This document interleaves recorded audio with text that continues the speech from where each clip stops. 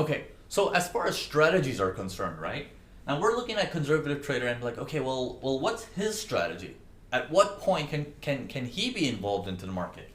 The very first thing, if you're a conservative trader, that you need to focus on is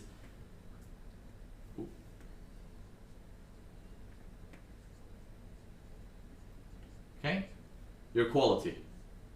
Okay, first you need to put focus on that to find out, well, as a conservative trader, you have one up amongst other traders, which is you're doing better than confirmation traders, and for a fact that your risk to reward is going to be much better than the aggressive traders as well. Your curve, as they want to call it, so aggressive traders' account balance as they become really good traders is more like this. Like you can see, it's a gradual increase, but it's a little bit more volatile. Conservative traders are more like this. It's a slower increase, but the volatility is a lot lower. It's a lot lower. So when you keep these things in mind, you want to know that this is your quality, and this kind of stuff lands you $1-million jobs in hedge funds and stuff like that, while this is just $1 million in your pocket and not a job. So there's pros and cons to both sides, right? Okay, so let's take a look at this now. All right.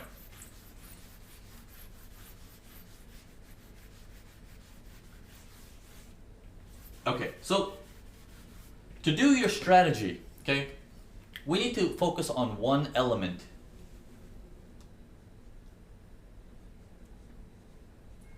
What is your moment?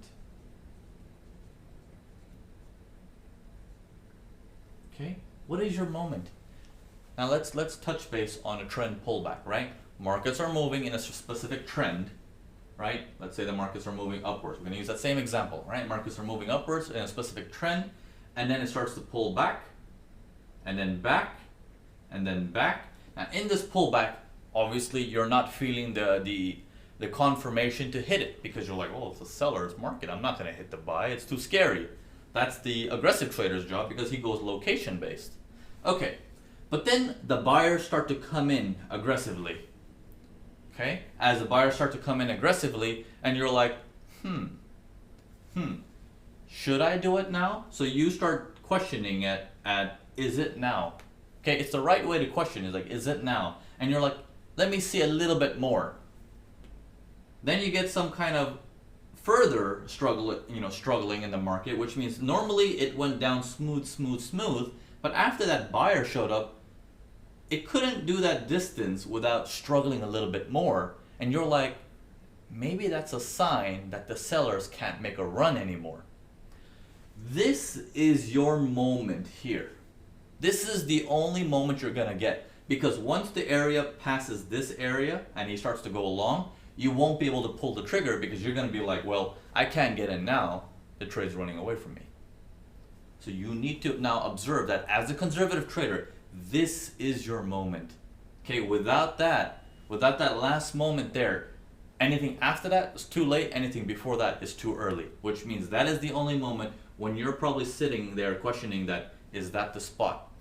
Okay, as your questions start to diminish a little bit, but some doubts still arise, that is the moment. You have to fight that little doubt, but when majority of the doubt starts to drop, that's when you have to do it. So it's around that area. So let's go into the next video, and I'm going to explain to you a little bit on, well, what about how do you do it on ranges? Because there's a range trend, there's a trending market, but there's also a ranging market. How do you deal with it in a ranging market? What is your moment in a ranging market? So let's discuss that in the next video.